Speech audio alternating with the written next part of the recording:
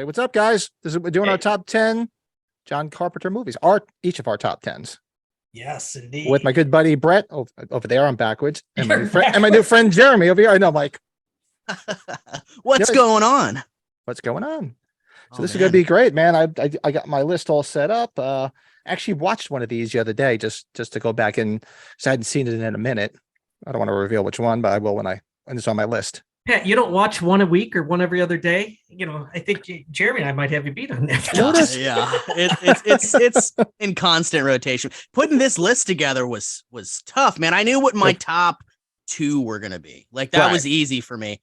Everything else was like mini panic attacks and sweating. Like, well, can I put this one before this one? Does this feel right? I won't give any hints on my number 1. Just don't look at anything behind me. We're probably all going to have the same number 1. Yeah, I think we're right there. Yeah, there's no mystery there. No mystery there. Well, I'm trying to think. Well, I guess, what was your first Carpenter movie you guys saw? I think mine's Halloween, but mine Halloween. Yeah, it was definitely Halloween. Halloween for sure. Yeah. When I was super, super, super young, like way too young to be watching it. So 7 years old for me. Yeah. I was 7 years old. Yeah. 7 years old. I probably wasn't too far before or after that myself. Mm-hmm. And what happened? You know what? You used to say like, oh, you shouldn't show your kids stuff. I'm like, hey, I turned out okay. I'm not showing my kids now, but yeah.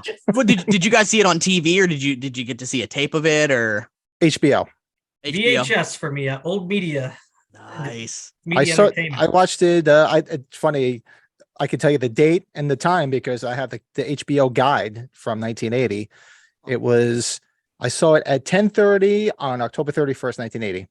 10:30 at night or in the morning? 10:30 at night, because there you go. Now I'm showing my age, because back then HBO and Cinemax, it only started at 6 p.m.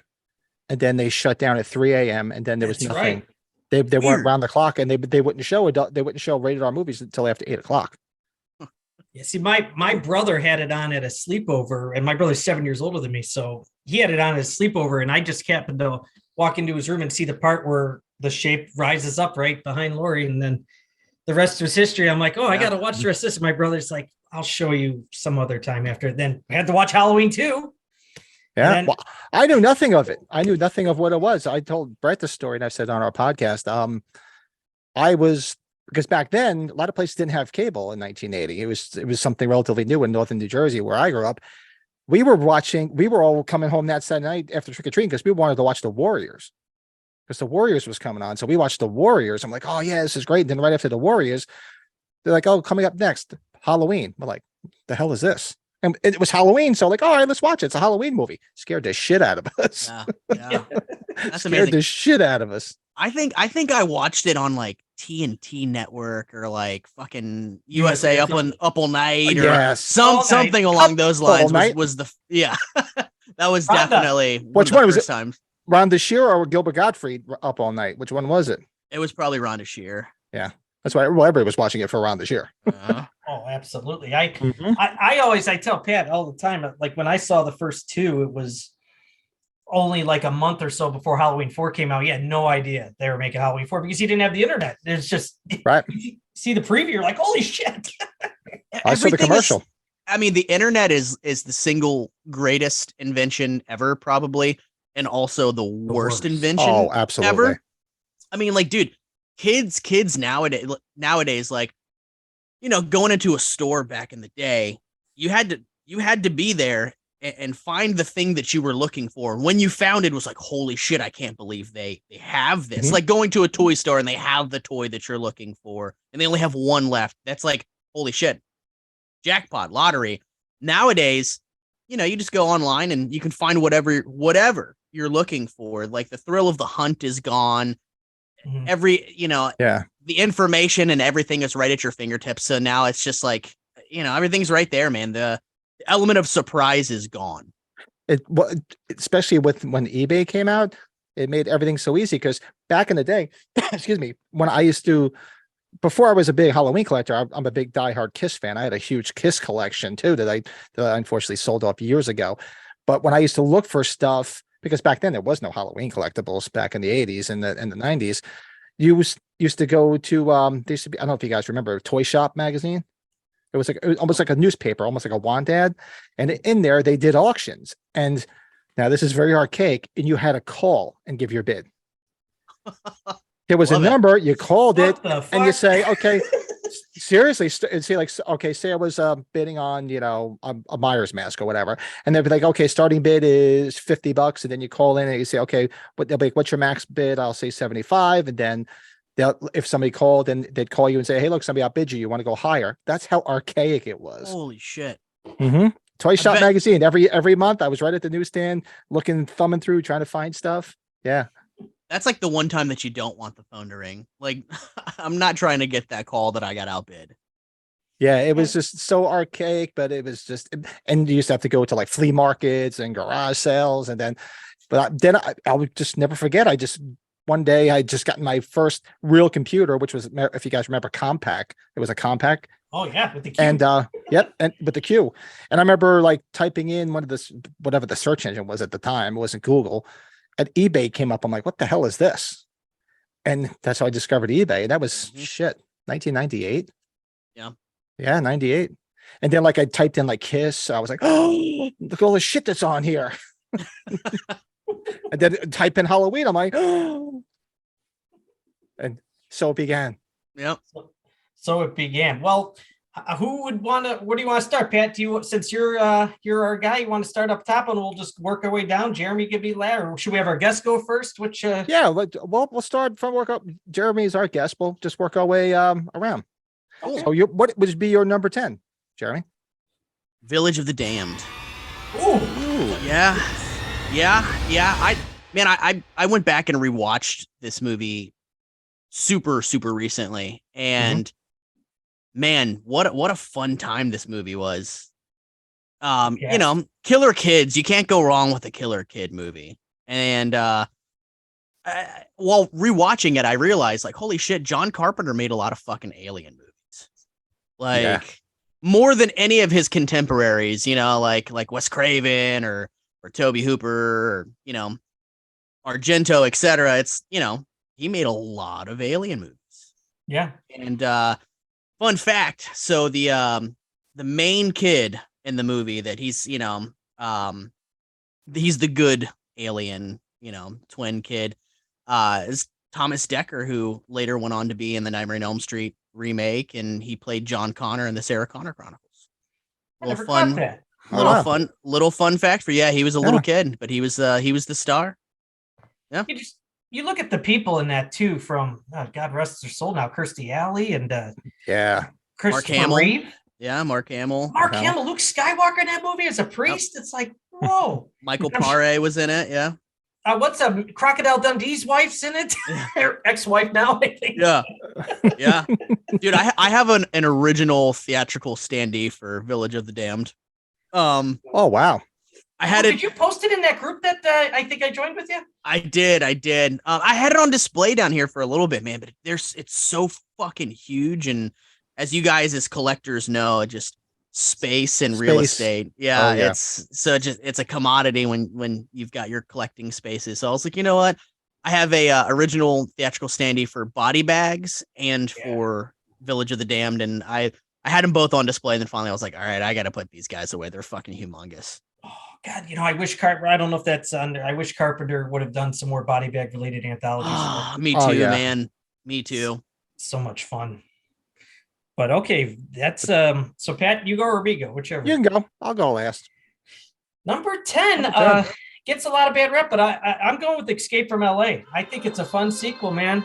I just it didn't do well at the box office. It has some cheesy effects to it. The whole surfing thing with the surfing Fonda. thing kills. Yeah, that hurt. That was like jumping the shark. But Carpenter, big basketball guy, he's got a segment with the basketball in there. But the cast is just great. You got Steve Buscemi, Stacy Keach, who we worked with obviously a couple times. Bruce Campbell, obviously with all the makeup. How would you ever know? Pamela Greer, Uncle Ben from Spider-Man, Cliff Robertson. Yeah. But Kurt Russell's the man. It's. What can I say? And I like the soundtrack too. The White Zombie stuff's good. It was a lot of fun. The posters, the one sheets are pretty cool. The advanced one and the regular one. I have a one sheet signed by Kurt and Carpenter. Oh, awesome stuff, man. Can I show you one thing that I have while you're talking about Yeah. this movie? Oh, keep on Yeah, going. go. Yeah, Sure. absolutely. Screen used. No The- shit. That's the- from LA, right? Wow. Yeah, the hero, Kurt Russell, Snake Plissken gun. Wow. Damn. Awesome. You know, Jeremy, I think when we were talking about having on the regular podcast, hopefully we can get you on so you could show Let's do your it, man. stuff. Yeah, Oh let's yeah, do it. definitely do a whole tour. Heck yeah. I'd love that, man. Awesome. Cool. Okay, Pat. All right, my number 10. I had to piggyback off Brett with Kurt Russell, but I picked a different Kurt Russell movie, which I just find so much fun, and it was what I watched it again the other day because it's been a minute. Big Trouble in Little China. Oh yeah. I mean, I had when I saw Porky's as a kid, I had the biggest crush on Kim Cattrall. So when I saw she was going to be in this movie, I'm like, oh, I'm there, and I'm so there. So and it's just such a fun. I mean, you wouldn't expect it to be such a that type of movie for Carpenter at the time because of all the the pretty much the horror aspect of everything. But I thought it was so much fun. James Hong is just incredible. You just love him in anything he's in. And but the two other guys, names are escaping me. They were both in Prince of Darkness too. Yeah, the older gentleman with the longer older hair. Asian guy and the younger Asian guy. They were both in Prince of Darkness. I should have looked up their names, but that is just start to finish such a fun movie. Jack Burton. Awesome pick. Yeah. Awesome pick. What you got, Jeremy? Number 9. Number 9, In the Mouth of Madness, a movie that does not get its due. People should talk about this movie way more often. It actually pained me to put it, at number 9. I really wanted to put it higher in the list. It's such a great Carpenter movie, arguably maybe the last truly fantastic movie that Carpenter made. Mm-hmm. I love the man's filmography, so that's neither here nor there, but it's just such a great Lovecraftian mind fuck of a movie. I love the setting. I love the props in this movie and just all the creature effects. They're just so otherworldly and different than what anybody was doing at that time. Mm-hmm. And I feel like that at that time, horror had kind of taken a backseat a little bit. We weren't getting as much horror output, at least theatrically at that time. And, because of that, it wasn't, horror titles weren't really faring very well at the box office, but this is truly a gem. And, Sam Neill, fucking Jurassic Park Sam Neill was fantastic. Well, he was coming hot off of that, right? I think it was the time frames, right? It was, yeah. Yeah. Wow. Yeah, good stuff. Very cool. Man, so, and see, now I was just researching Carpenter's, that's considered part of his Apocalypse trilogy? Apocalypse trilogy. Yeah. I never heard that until reading this, being a big Carpenter guy. Mm-hmm. Yep. What did he consider the trilogy besides? It was The Thing. It was The Thing. It was In the Mouth of Madness and Prince of Darkness. Yep. Now that leads me to a question, Jeremy. See, Pat and I talk about always, and I know this might tringle, and we don't want to talk about Halloween's ends as much. Pat and I seem to try to like everything or try to like something in the Halloween movies, even though some are better than the other. Do you have that with Carpenter because you're a big Carpenter fan? I would think you would. Yeah, for sure. It's tough because John Carpenter is my favorite filmmaker of all time. There's a lot of filmmakers out there, and he's my guy. I really love the movies and the stories that he chose to make and the social commentary that he put in them. They were all very intelligent horror films, and nowadays people try to label that by calling them elevated horror, which I don't think elevated horror is a thing. It doesn't exist. No. Some are just more intelligently written than others, and some are just straightforward bloodbaths that are a shit ton of fun. So the way that Carpenter crafted his films were all just so masterfully done that he's my favorite. So it's hard for me to not like any of his films. Right. Obviously the Black Sheep is Ghost of Mars, so some go higher and some go lower, but I love the man's filmography.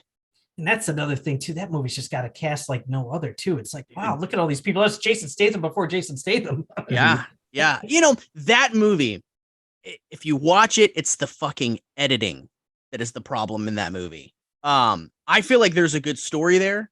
I feel like there's great performances there, but it's a hack job of editing. And Carpenter did not edit that film. There was another editor on that movie, and they just tried. I feel like they tried throwing as many tropes as they could. Like, I think The Matrix had just hit, and there was a bunch of like slow down. There's like techno music playing. I'm like, dude, this is a John Carpenter movie. Why is there why is there techno music playing? So I feel like if Carpenter did a Carpenter cut of that movie, I feel like there's a good story in there. Not to mention, dude, not to go off on a side tangent thing, well, but I don't think it's on any of our top 10 lists, so I'm fine. Cool. All right, beautiful. So not to go on a side tangent thing, but they did that stupid beginning of the movie where you find out that Natasha Henstridge's character survives, and she's like recounting everything that happened. So immediately, any danger that you would have felt for her in any kind of situation, you already know she survives. Yeah. Right. So it's like, why would they choose that? But I feel like that was something that was tacked on in the editing process. I feel like that wasn't something that was necessarily shot to be the beginning of the movie. It's kind of the same shit in the opposite way that De Palma's Carlito's Way got. You see what happens to Pacino at the beginning. Right. Yeah. It's like, what? Right. Yeah. Good point. Yeah. So that's a weird decision. Very weird. And before last thing I know, where I don't want to get off tangent, I heard Courtney Love was supposed to be in that role. I thought I read that somewhere before Natasha Henstridge. I don't know. Really? I could be wrong. She got hurt or something. I want to research. I think you're right, dude. I think you're right. That would have been interesting. That would have been really interesting too, because she's balls out. So it's just yeah. Yeah. Well, go back on my number 9. We're going back on the Apocalypse trilogy album. I'm a big fan of Prince of Darkness. I just the time frame it was made, it was Carpenter's first movie after he had enough of the set it out on his own. Alice Cooper being in it, his reunion with Donald Pleasance in that, he comes back after doing Halloween Escape from New York. I love how he's just cast as the priest. He doesn't have like a name. Right. There's no name. Priest. But Carpenter digging into religion, I always found was interesting. And, he's got a way of his movies concluding in such obviously an odd, but a cool way. Just the unknown of what is going to happen now that the movie's over. What's happening after the fact? And I think that was the first time he also worked with his other cinematographer, Gary Kibbe, if I'm correct, right, Jeremy? Is that right? I think so, yeah. Yeah, God rest his soul. I know he passed not too long ago.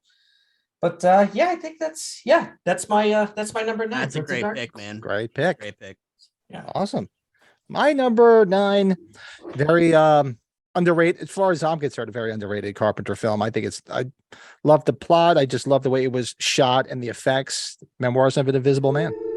No kidding, Chevy Chase. I love me Chevy Chase. Chevy Chase in the Carpenter movie. I'm like, and Daryl Hannah. I mean, come on. Yeah, besides, I thought it was, for what he had, it was I thought the effects were very good. I thought the story played out well, and it was nice to see Chevy Chase in a role like that, because I think he did a great job. I don't understand why it just got so much hate. I feel like the tone of that one is a little confusing, because there's like moments of that movie where it's very much Chevy Chase is Chevy Chase, right? Where he's like hungover and he's in the building, he's taking a nap, and it's like, he could have been Clark Griswold in those moments, but then it takes a serious turn, and it's like, okay. Yeah. And I feel like people were confused by the tone, because it's like, okay, well, like it was kind of lighthearted and funny in the beginning, and then it goes dark and kind of edge of your seat, a lot of great action set pieces. Right. I read John Carpenter's book, Prince of Darkness is what it's called, and he talks a lot about how difficult it was working with Chevy Chase. Everybody talks about that. Oh yeah, and that it was very much while they were working. It was, Chevy Chase was also a producer on the movie and was very hands-on, and sometimes, would want to do conflicting things to the story, and Carpenter would be like, well, no, that actually doesn't make sense, because here's where we are in the story. Now you want to take it here, and that wouldn't make sense. And he would go to the studio, and, they, would be having it out and fighting. And, Carpenter mentioned, he was like, James Wood was an interesting person to work with. He said, but I respected, some of the very strange ways that James would operate. He said where Chevy Chase was the exact opposite experience. It was dreadfully painful. Yeah, I think James Yeah. Woods. I just got the Vampires movie, but yeah, he talked. I listened to his newer interviews on it. I think he admitted, "Hey, I'm a pain in the ass. I was just being honest." Yeah. But that movie, yeah, Chevy Chase is just that's like a contrast with those two. That's like that movie never really felt like a Carpenter movie to me, even though you got Sam Neill in there too. Yeah, it's Sam Oh, Neill, that's right. Stephen Yeah. Tobolowsky, Michael McKean. Oh yeah, Michael McKean's in it. Oh, Yeah, my Lord. Mr. Green. Yeah, I don't know. I enjoyed it. I guess, I maybe clouded because I love me my Chevy Chase, but I just thought it was a good story, and it was very dark. Yeah. It was a dark movie. Surprisingly, yeah. Yeah. It's good that it was different for Chevy to do that way too. in a Right. way. That's why I thought, I said, hey, he gave it a shot. And I go, I enjoyed it. And most of the people that I've talked to are friends of mine that have seen it, said they didn't hate it. They don't understand why it didn't get any love. I go, well, you never know what people are going to like, what people are going to dislike. So, I mean, I guess he wasn't tripping over, falling down like he's usually doing in his movies, like the opening of a Saturday Night Live, I guess. So maybe people were expecting that. It's like, well, that's not what the movie's about, guys. So it's not like he really could do that. Yeah. I own the movie on DVD. I really enjoyed. I actually went back and rewatched it a couple months ago and was super entertained by it. And yeah, it's entertaining. It's a fun watch. So much so that I'm like, do I want to get a poster for this autograph? Like, do I want to go down that rabbit hole? Something I thought about while watching it.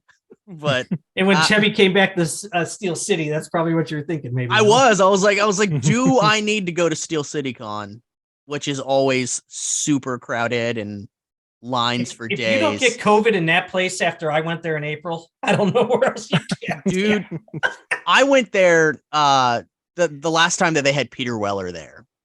And wow. I just saw people that I'm like, you look like you're the embodiment of the coronavirus. Like, you're absolutely right. I was like, this seems rough. And it's like, you're so jammed packed in there with people that it's like, I'm being very mindful of that, where I'm like picking and choosing what conventions I want to go to. Cause I'm like, do I need to go to this and be, all up on people because it's so overcrowded? Well, look at how Cincy is. When I went to Horror Cincy with you, that tall, that big room where the main people are, that space is all hell. I'm like, oh man. Yeah, you guys see like those people, like you're crammed in there and you're like looking at these people and you're like, I can see these people infecting people right now. Oh, absolutely. Because you're just looking at them like you're a screaming infection. Get away from me. Yeah, but and anybody watching this too, though, I'm not saying don't go though, because you have the Dawn of the Dead Mall across the street too, which is cool. It's a twofer, dude. So it's definitely a twofer, man. Yeah, we're not. It's just a tight space, and they get a lot of grief about it. So, yeah, and I believe, and I'm only 5 hours from Pittsburgh, and I saw, and every time it comes up, something is going on that weekend, and I can't get out there because I want to go to the convention, but I'm dying to just go to the mall. I want to walk through the mall. I love Dawn of the Dead. You got to go to the Living Dead Museum that's inside the mall. Yeah, I've seen walkthroughs and stuff. I've seen a bunch of shit on YouTube what it looks like. I'm like, I still got to go out there. I got to get out there. Romero statue or the Yep. It's cool. Awesome. Where were we at? I'm sorry. I think where we at, Jeremy? Jeremy, number 8. Number 8 is They Live. I'm all out of bubblegum. We Sleep, They Live. Dude, what a fun movie. I mean, so just an absolute blast. I saw this last year in theaters with a sold out crowd. In fact, I saw it on the big screen twice last year. And it's just such a fun movie, such a fun time. It's again John Carpenter tackling an alien story, and such a great commentary on consumerisms and the way that we live our lives with consume everything.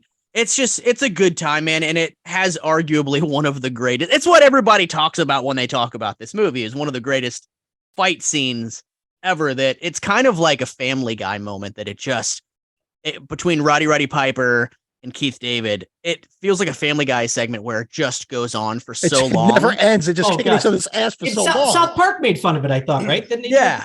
Everybody has spoofed this thing to where it's like, it's one of those things that it goes on for so long that it's funny, and then you stop laughing, and then it's still going on for so long that you start laughing again. The last time that I was in LA was in June, and I went to the alleyway where they actually got in the fight. Yeah, where they had the fight scene, and it looks exactly the same. Like, I got pictures and matched it up with the screenshots, and everything still looks the same. It's really cool. I figured that would be a simple horror's hologround for Sean Clark to do. Yeah, but really. Oh, Yeah. for sure. Probably too easy for him. He's like, that one's just. And I got to give a shout out to like one of my favorite character actors ever, who like, I feel like people don't talk about him enough or appreciate him enough. And I swear to God, if I ever start another band, I'm going to name the band after him, Buck Flower. The homeless guy. I mean, dude, he like played a homeless person in like every fucking Back to the movie. Future, right? And Back to the Future. Yeah. I mean, dude, no, Wishmaster, he was a homeless guy. Like, he played a homeless guy more than any actor ever, I swear to God. But Buck Flower, every role that he ever played, every movie that he was ever in, he elevated because he was just amazing. Is he still around or did he pass? No, he passed, man. And I'm like, he's somebody that like a Donald Pleasance that I'm like, fuck, man, I would have loved to have met Buck Flower, man. Oh, like him, Lee Van Cleef. Oh man, there's a few I can name. Oh, dude, for sure. For sure. But I would be remiss if I did not mention Buck Flower while talking about They Live, man, because he was fantastic in that as well. Later, boys. Yeah. Good stuff, Jeremy. Number 8, mine is Christine, or some people would probably say AKA Halloween Ends. No, I don't want to say that. That's not appropriate. But I gotta tell you, I wish Carpenter would have done a bit more with Stephen King novels. I just would like to see what he'd done because Christine is a great film. Great movie. Keith Gordon and John Stockwell. Yeah, Keith Gordon is Artie, and just the whole bowling stuff and the way they shot the car with the Plymouth Fury. They shot it in reverse when they were damaging it. That's brilliant. So well done. And is it that Huntingham's car? I feel it's not a scene to really be laughing at, but I think for the first time I really probably got shit-faced drinking watching a Carpenter film was with Artie with his parents when he tells them to fuck off or fuck you. Well, fuck you. Keep your hands off me, motherfucker. He grabs him by the throat. And you know what? I had read after researching this. When you've gone to South Pasadena, Jeremy, have you gone to where they've shot? I guess they shot some of the neighborhoods in South Pasadena. No, but that's definitely on the list next time I go out there. There's some a few things because I've hit those film locations pretty hard, but there are a few things that I still have not gotten to hit, like that.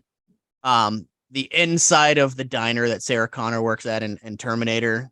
Ooh. Fucking two of the times that I've been out there, like thanks to COVID, like the restaurant was not even open. So I'm like, God damn it. Both times I'm like, all right, guess I'm getting another picture in front of it, but it's back open now. I know it's open now. So the next time I go out there, that's another one that I'm hitting. Oh, good stuff. Good stuff. Yeah. Number 8, Christine. Awesome. My number 8, going back to one of his earliest movies, Assault on Precinct 13. I love that movie. I mean, of course, you got your Charles Cyphers in there. You got your Nancy Loomis in there. You had Kim Richards. I mean, I remember watching it and shocked that they shot Kim Richards. I'm like, wow, because you don't see that. Like a little girl getting shot. They went unheard of at that time. And they're just there, bam, I was like, whoa, holy shit. But just great action film, great score. You know, even Donald Pleasance will tell you that's one of the main reasons he took Halloween, because his daughter loved the score to Assault on Precinct 13. I just think it's a great action movie. You know, it's a goddamn siege. That's right. Start to finish, it's such fun. And it's funny because every movie that Nancy Loomis did, she was always such a cranky pain in the ass. And she plays those parts so friggin' well. Mm-hmm. You know, but that's easily for me, number 8, Assault on Precinct 13. Just a fun movie. That's awesome, man. Great pick. I love that pick so much that my number 7 Yeah. His assault on precinct Did 13. we There lose you- you guys? There you go. Oh, there you go. The score, you know, It's just haunting. It's the haunting. the score is haunting, and having seen John Carpenter perform his music live, like that song hits pretty freaking hard, man, when he's performing. It's just a great time. It's a Western. I mean, you know, people talk about all the time how Yeah. it sucks that John Carpenter never got to direct a Western. Well, he kind of That did. kind of was. That's what he loosely based it on. What, Rio Yeah. Bravo? Yeah, exactly. And Austin Stoker was incredible in that Mhm. movie. I got to meet him at Chiller Theater several years ago, and it was awesome getting to meet him. And what sucks is that last year GalaxyCon had offered a signing with Austin Stoker, and I had an Assault on Precinct 13 poster signed by John Carpenter, and I was like, you know what? It's kind of now or never. I'm going to go ahead and mail this poster in, and I mailed it, and he ended up not being able to sign due to health problems, and they mailed my poster back unsigned, and he passed not that long after that. So that was a bummer. Yeah. But you know what? What's not a bummer is this movie. How fucking awesome it is. Oh, such a great movie. It's just such a fun movie. And what I love about Kim Richards getting shot in this movie is because in a lot of films they use animals.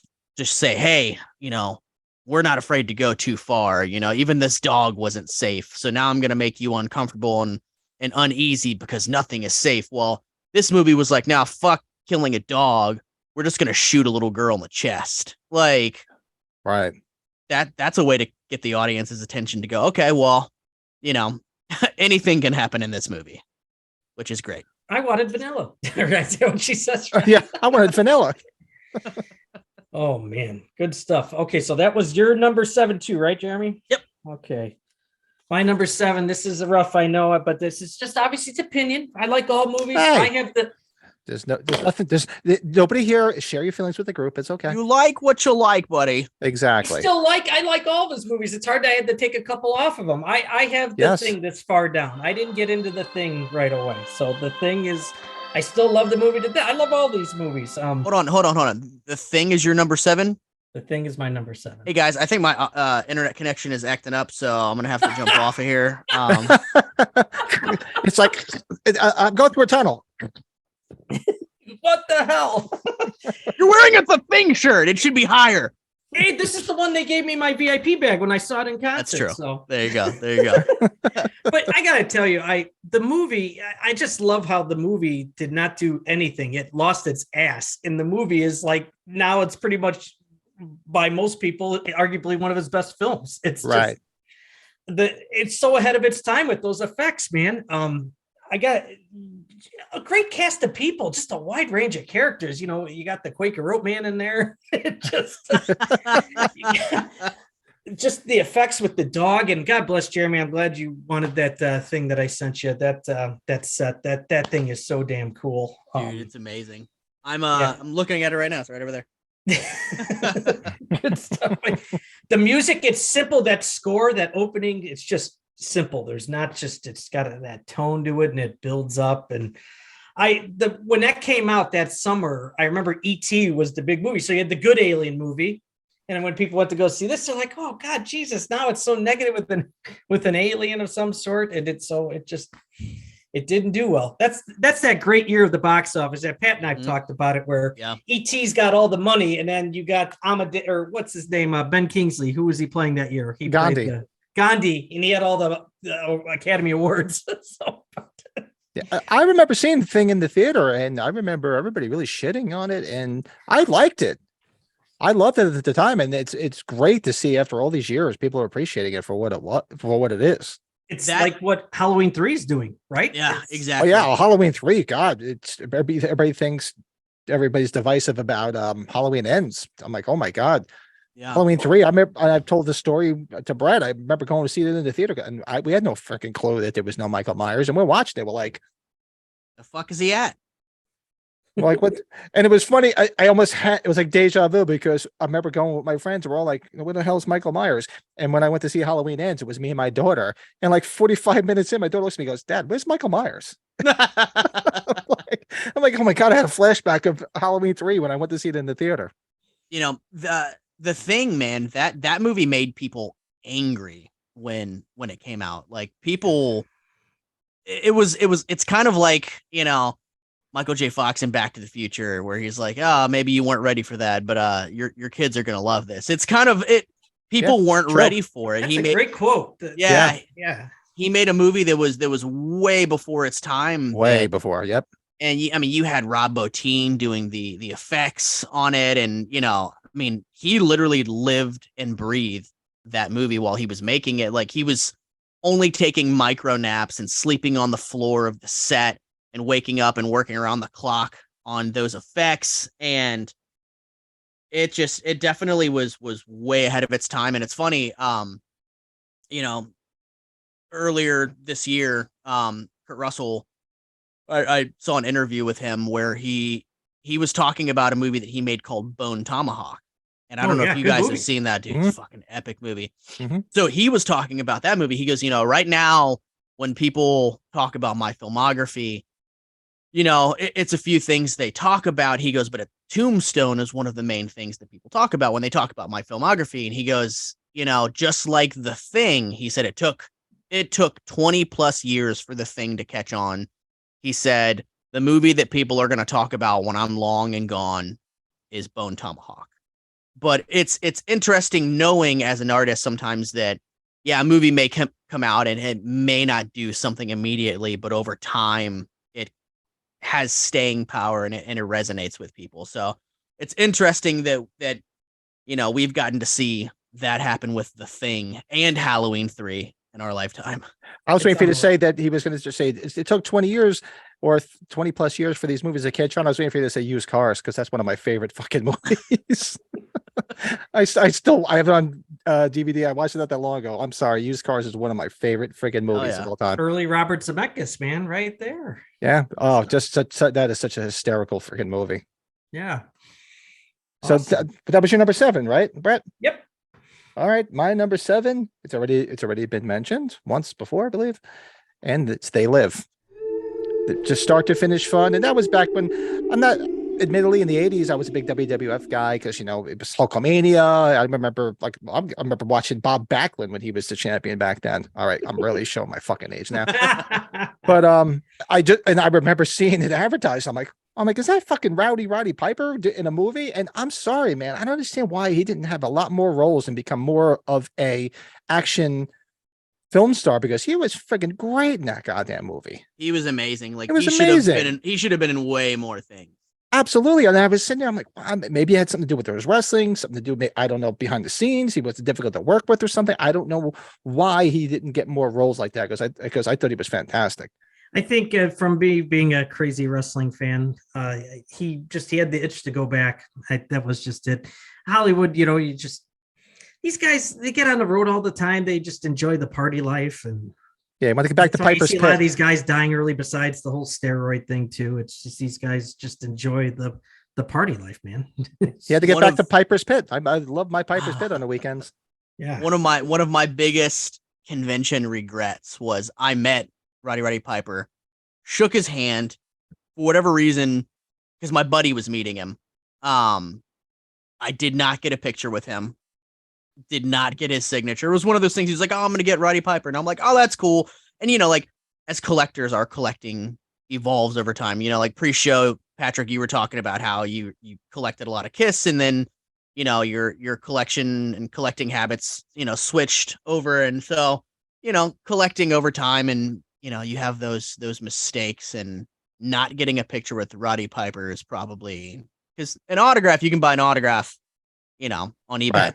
But that picture, it's like, and dude, that was before you had to pay at conventions. Like I could have just been like, hey, can I grab a picture real quick? And he'd be like, sure. So it's like, I look back on that moment and I'm like, fucking idiot. Dumb. I was thinking about it too. It's like, man, I paid $50 for Robert Englund. I got a picture with him. Now he's 3 times the cost, and that's not including a picture. Dude, he's like $350 now if you want an autograph and a picture. It's insane. Wow. Yeah. And he'll talk your ear off. God bless him. That's awesome. He's a sweet guy. It's like, yeah. You're paying for it now.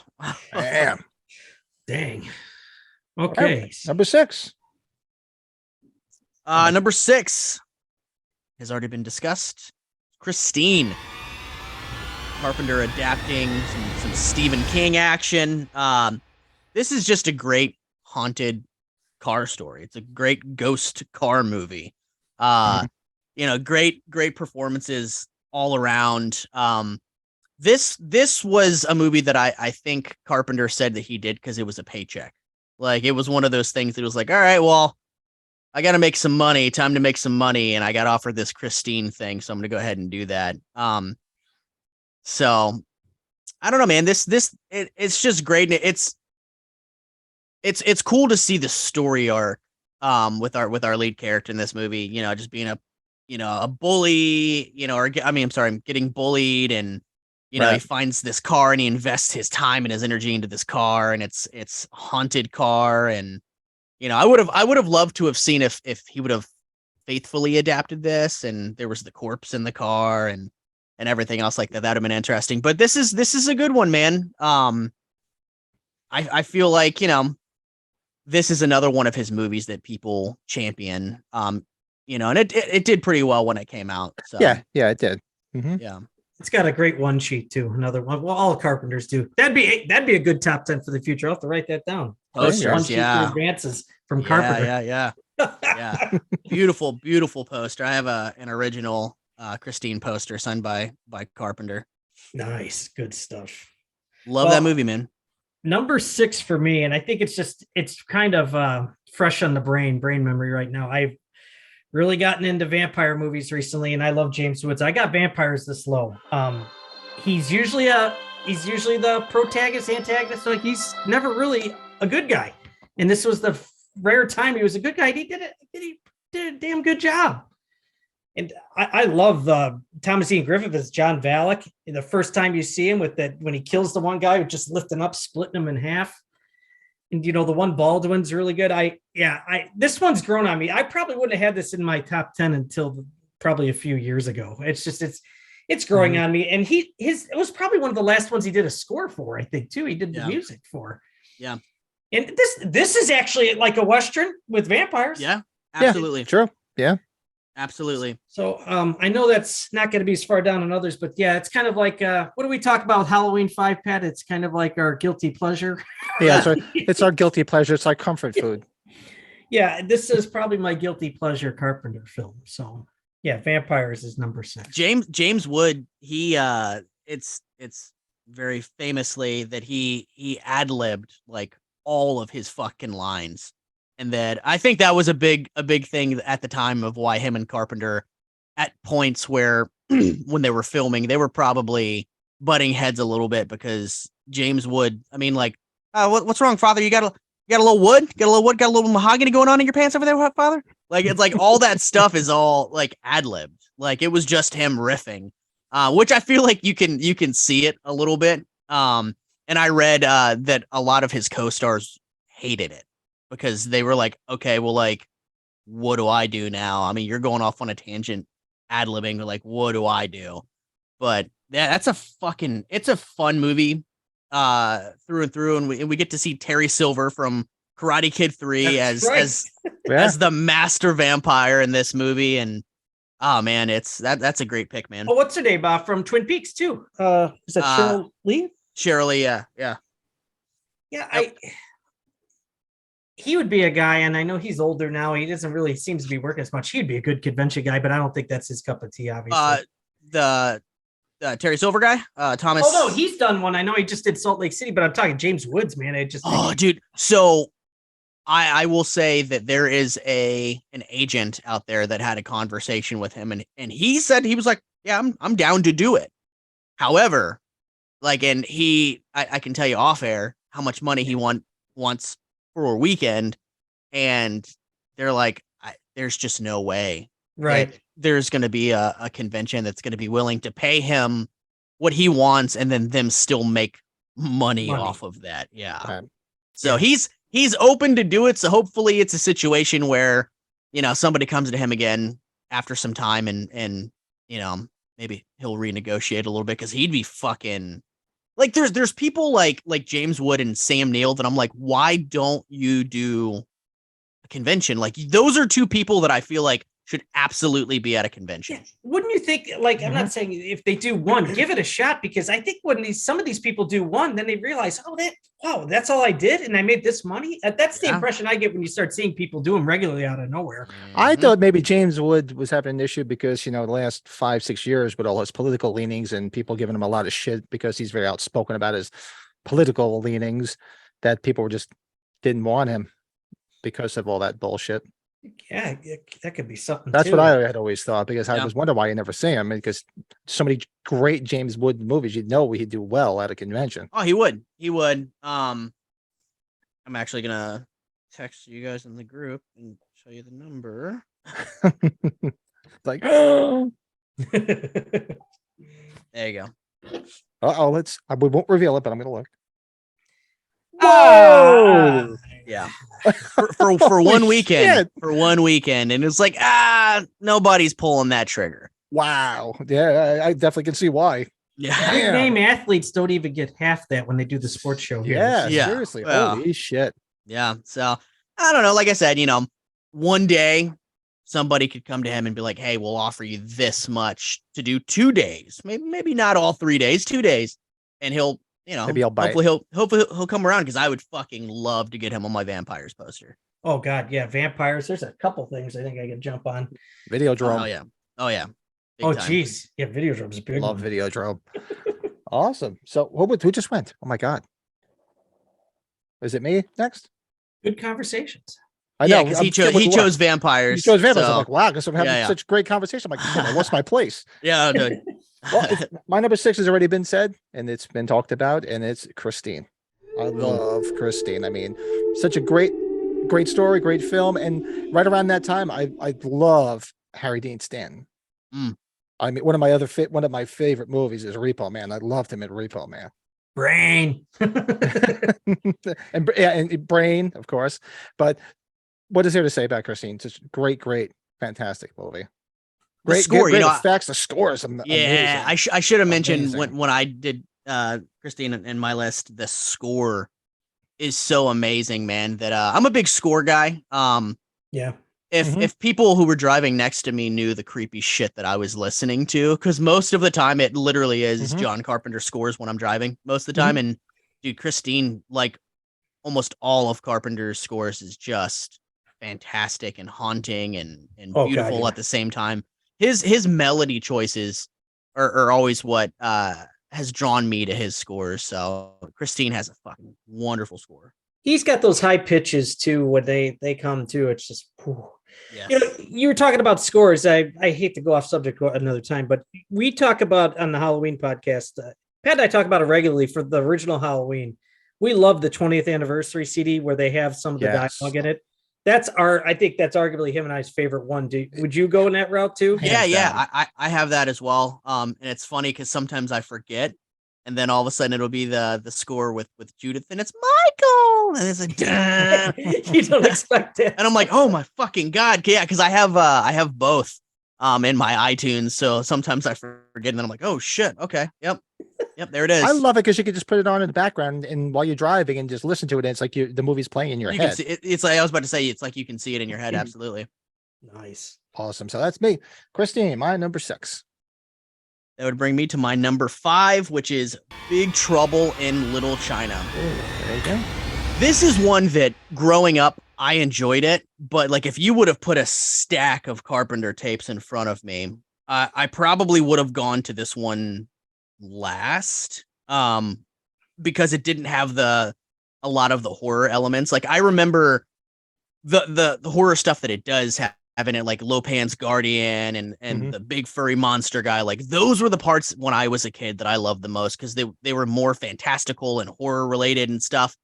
But now going back and revisiting his filmography, it's just such a good time. And it's Kurt Russell doing John Wayne, like, which it's been noted that was his inspiration for playing Jack Burton, except for he was playing like a dumb John Wayne, which is really, really fun. Fun fact, my dog's name is Jack Burton.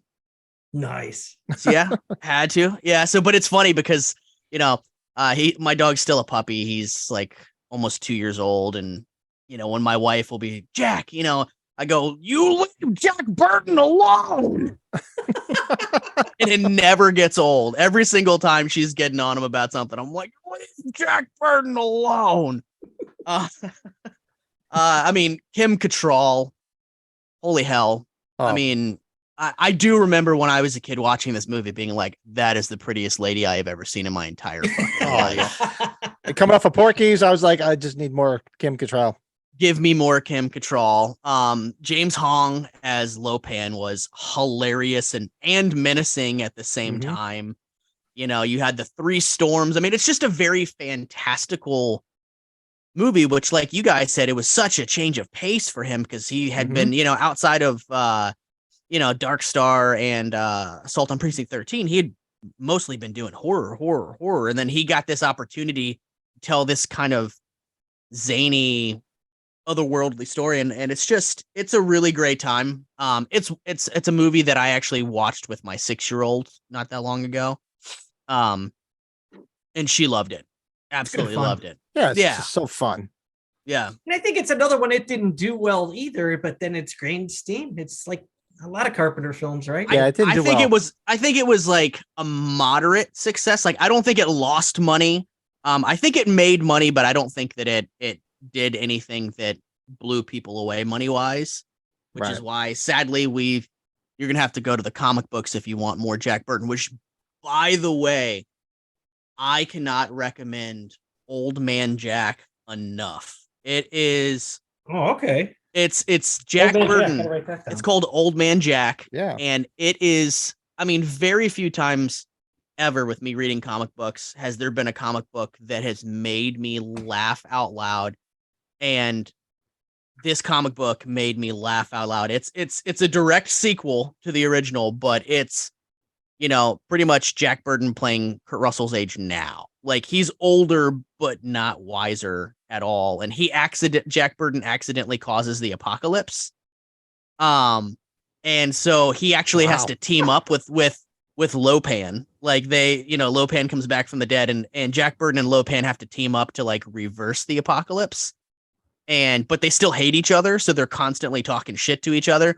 Dude, you guys got to check out this comic, because legit, I while reading it, I was laughing out loud. Like, and Carpenter co-wrote it. How old are they? Because I know the Snake Plissken Chronicle ones were pretty old. I have those. I want to say, I think it was like 2016, 2017 these came out. No, and dude, fantastic. Some of them, like the trade paperbacks, I think it's the first one is expensive or the second one is expensive. One of them is expensive, but you can get the individual issues, which isn't bad. Did you have the original figures they made 20 years ago? I'm looking at them right over there. Okay. I got them at Tower Records when they were still in business, and when I needed money bad, I sold them. I made a lot of money on them, especially the Jack Burton figure. Yes. I don't know what they're going for now. They're probably still hard as hell to get, but they are. So mine I bought as a set, and they were loose. But even like being loose in a set, like, dude, the Jack Burton one alone, even loose, I think goes for a couple $100. Wow. And I mean, yeah. So a couple years ago, somebody was selling them on eBay for a buy it now, and I had it like saved the listing, and I got the notification, and it was like buy it now, and it was still like couple $100 for all of them, but I was like, oh shit, a couple $100 for all of them is a really good deal considering what just the Jack Burton goes for. So I fucking bought it, and dude, I love them. They're ridiculous. Yeah. I think I sold them like they were like early 2000s. I sold them like 2009, right around I was getting married. Yeah, I kind of regret it now, but we do things when we got to. And there's eBay. You can always get them again. Jesus. Age 45 coming up. I got to get a new car here. Yeah, I know. Waiting for his wife to come. No, he doesn't need them. He does not need them. If your wife is like my wife, you have enough. Yep. Oh, my wife. Do you guys hear that a lot? Well, we get the best. We had our wives on for our show, our podcast for Christmas. No way. The wives all joked about how, like, Pat and I always say, "Oh, that was a pre-order. We totally forgot we got."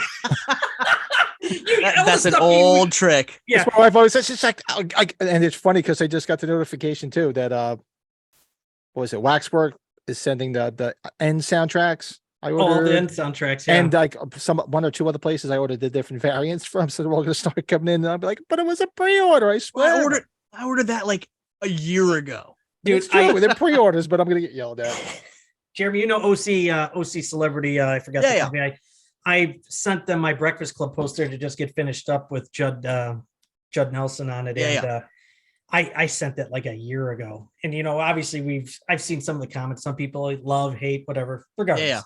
It finally showed up last week. My wife's like, holy crap. What the hell did you send them? I'm like, I'm like, this is finally here. I saw the email, but she's like, but luckily she loved the Breakfast Club. She's like, that is awesome. You've got everybody on there now, right? It's like, yeah, I call that complete.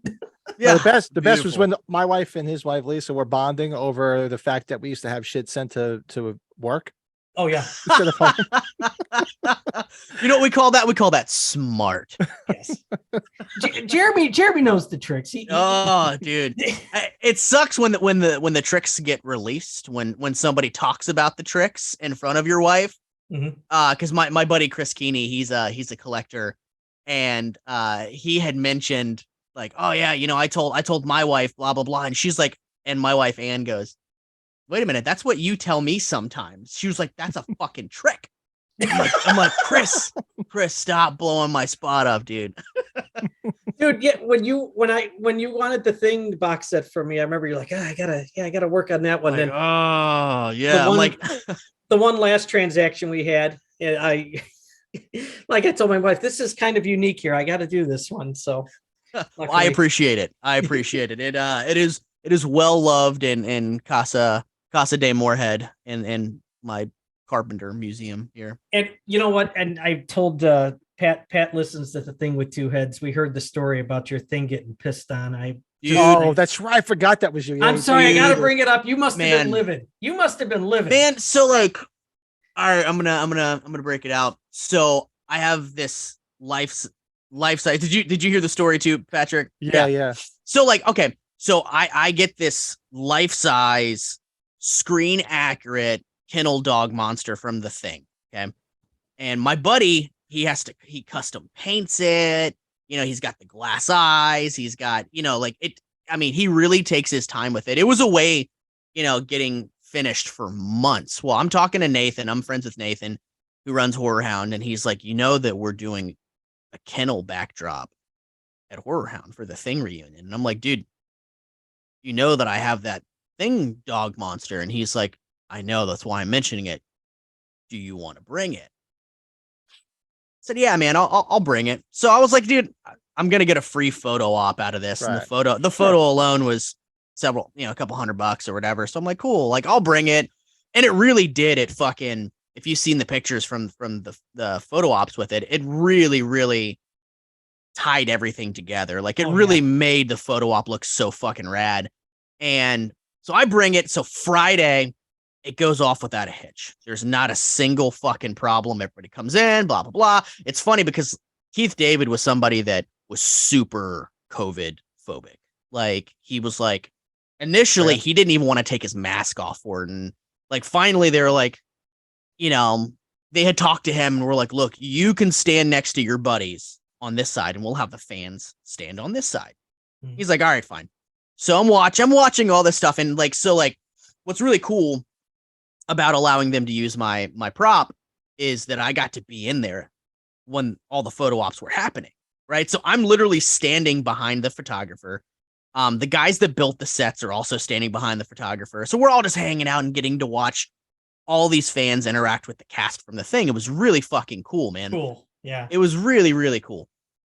So then Saturday comes and it's like, all right, the Thing photo ops at 1:00. And I'm like, cool. So I got to go and grab this big ass life-size dog and walk through the hotel with it like this demented pet from hell. And everybody that walks past their fucking heads are whipping because they're like, oh, wow, that's cool. That's cool. That's cool. And it's like, yeah, thanks. And like, mind you, again, I had just gotten this. So it's like new for me. And I'm like, cool. I love this thing. I'm going to keep it safe, So we go. And we put I put the dog monster in the photo ops for Saturday and picture. And it's great. Everything's going like normal. Well, all of a sudden, Keith David gets a wild hair up his ass and he puts his foot on it for one of the photos. And I was like, oh, come on, man.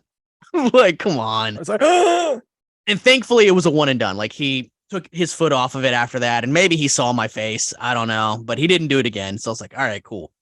Next thing you know, this dude walks in and he's got this fucking tiny dog.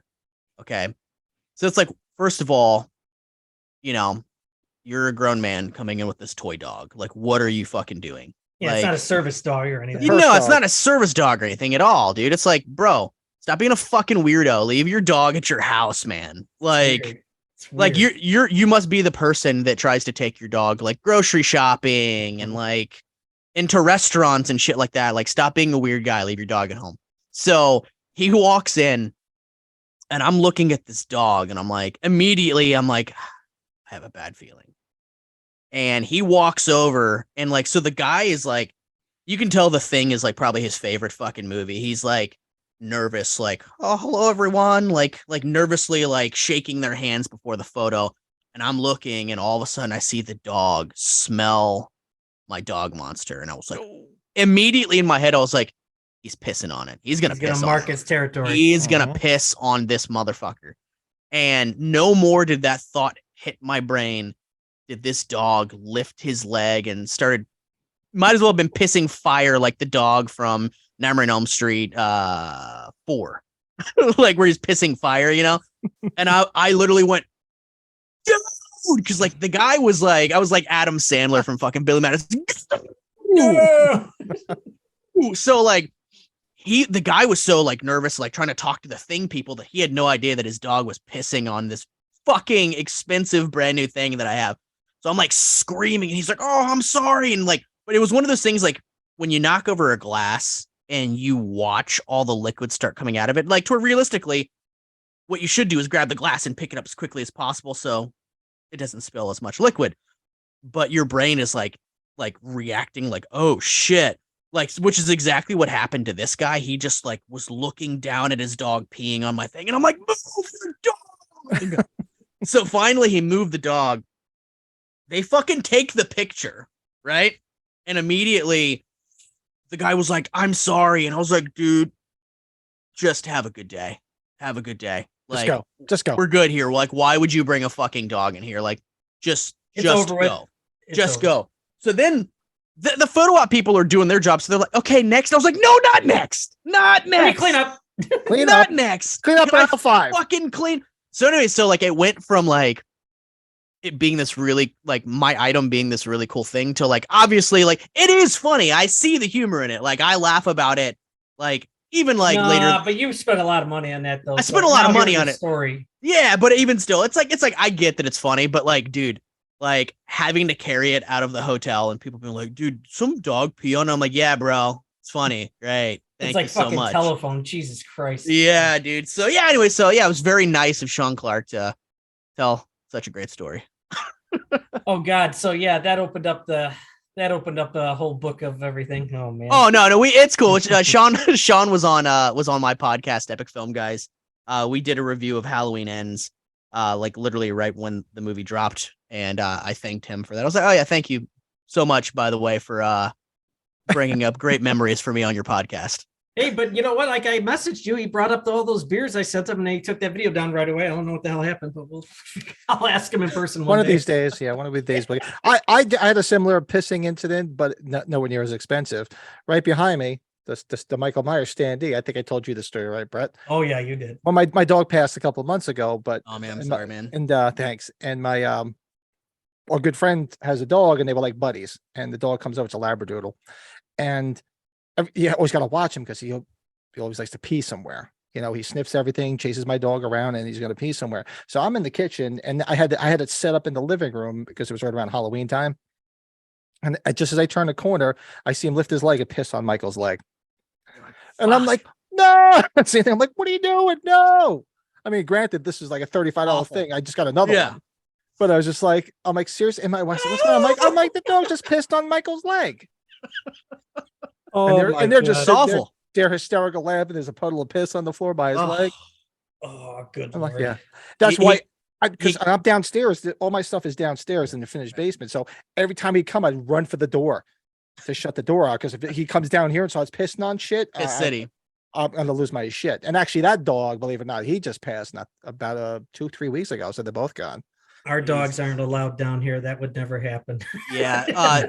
Jack Burton, my 100-pound chocolate lab puppy, he's not allowed down here either. Like, there's just too much shit. He gets the zoomies, and I'm like, dude, he's gonna run into one of my shelves, and it's gonna come down. It'll be bad news. But who knew that Michael Myers can get shot 6 times and blown up in a hospital, but all it takes is a labradoodle. Take him out. To take him out, it's piss on his friggin' leg, and Take him out. sorry, dude, you gotta go. Oh my God. Okay, we were at what, number 5 you just did, right, Jeremy? Yeah. Yeah, my number 5 is Assault on Precinct 13. This was one of the later ones I think I saw of his lineup, and it grew on me. That bass, that heavy bass, boom, boom, boom, boom. Love it. And something that's really cool. I like connections of actors or even filmmakers.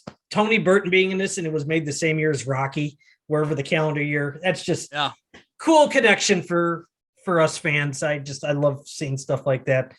Austin Stoker, I wish we would have seen him a little bit more in certain things like this. He would have been pretty cool to see another. But you got Frank Doubleday, the White Warlord. Right. He's also Romero in Escape from New York. God, I wish that guy would have done conventions before passing. Oh man. But yeah, I think we all remember when we first saw this film that when the girl gets shot, they were like, "Oh shit!" Oh, I was floored. I was like, "Whoa!" I'm like, I didn't see that. Didn't see that coming. Yeah. If you want to think of a filmmaker that puts children at risk or does harm to children, Carpenter's got him. Like, Kids Are Near Myers, a handful of The Shape, and the first Halloween, and there's a lot. And like Village of the Damned, we're talking those kids, but those are more aliens. Yeah. But yeah, Assault on Precinct 13, number 5. Amazing. Good. My number 5, mentioned once before, and still one of my, it's number 5 for a reason. Prince of Darkness. I just love that movie. I remember seeing it in the theater. I couldn't wait to see Alice Cooper, and I guess I knew Alice Cooper was going to make an appearance in it. And to me, it's just a fun movie, great premise.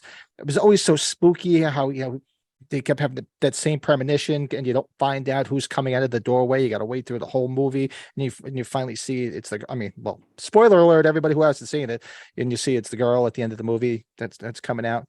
It was just such a creepy movie. And great effects too. Mm-hmm. Great effects. It was when the girl gets impregnated and her belly's all distended and everything. Just some great shit. Oh, yeah. Great movie. Love it. That brings me to my number 4, right? Yeah, number 4. Fuck, we're moving along here. Yeah. Top 5. There it is. Number 4 is Escape from New York. Snake Plissken. I heard you were dead.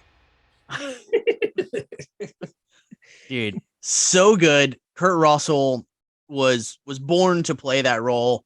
When it was announced late last year that an Escape from New York something was happening, and it was happening with the Radio Silence filmmakers that made the most recent Scream movie, and they made Ready or Not. My instant reaction was, if it is not Kurt Russell, I'm out. I'm sorry, but Snake Plissken and Kurt Russell are synonymous with each other. Like, you can't, man. You can't, there's certain roles where it's like Batman, where it's like, okay, like this is something that can be continued and there could be different iterations of it through time. And that's cool that character will live through that in these different iterations. But I feel like Snake Plissken is one that it's like Luke Skywalker, man. You can't recast Luke Skywalker. Mark Hamill is Luke Skywalker. Luke Skywalker is Mark Hamill, period. And I feel like Kurt Russell is Snake Plissken and Snake Plissken is Kurt Russell. So immediately I was like, listen, if this is not Kurt, I'm out. I don't need it, man, because this movie, they've been trying to get an Escape from New York movie off the ground for so many years, man. At one point, Gerard Butler was cast as Snake Plissken. When I heard it. Yeah. Dude, man, for sure. So then all of a sudden it was announced that, okay, Kurt Russell is in talks to reprise his role, which is so fucking funny because literally I witnessed this. My podcast co-host Justin, Epic Film Guys Justin, he was right in front of me, you know, getting our wine bottle signed and getting the photo op with Kurt Russell. And he literally asked Kurt, I saw it, heard it, witnessed it. Mr. Russell, do you believe that there is a chance that you would ever come back and play Snake Plissken? And Kurt Russell laughed and he goes, nah. He goes, you know, Snake Plissken is a certain age and a certain body type, and that's just not me anymore. He goes, no, I think my time playing Snake has come to an end. But so either like that conversation with the studio hadn't happened yet, or he was playing coy, you know, and Maybe. like that, maybe that's why he laughed, like, because he laughed first before he answered. So, but for me, it's just what a great premise. You know, with Snake having to go into, you know, New York is like a prison, and he's got to go and rescue the president, which is fucking Donald Pleasance, dude. I mean, the movie is just so much fucking fun. It's violent, it's dark, it's gritty. The score is just as Score's good. fantastic. The score is just as good as like everything else in that movie. Like that movie just had everything going for it, from the cast with Adrienne Barbeau, Donald Pleasance, Kurt Russell, and et cetera, et cetera, et cetera. The cast is fantastic. The score, the look, the design of New York as a prison, like, dude, it's just awesome. I love this movie so much, and I feel like it's one that I love even more every single time that I watch it.